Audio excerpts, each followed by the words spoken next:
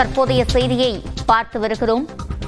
ஈரோடு மாவட்டம் சித்தோடு மேம்பாலம் அடியில் தூங்கிக் கொண்டிருந்த தம்பதியின் 1.5 வயது பெண் குழந்தை கடத்தப்பட்டிருக்கிறது. கூடுதல் விவரங்களை செய்தியாளர் பாபுவிடம் கேட்கலாம். பாபு, என்ன நடந்தது?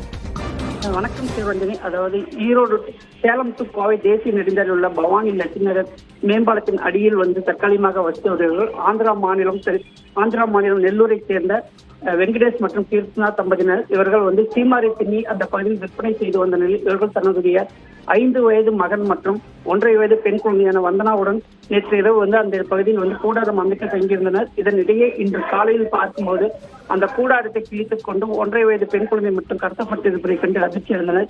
இது தொடர்பாக வெங்கடேஷ் தம்பதியினர் தற்போது சித்தோடு காவல் நிலையத்தில் புகார் தெரிவித்துள்ளனர். புகாரின் அடிப்படையில் சம்பவத்தில் விசாரணை செய்த சித்தோடு காவல்துறையினர் சுமார் 5 கிலோமீட்டர் தூரம் உள்ள சிசிடிவி காட்சிகளை ஆய்வு செய்து வருகின்றனர்.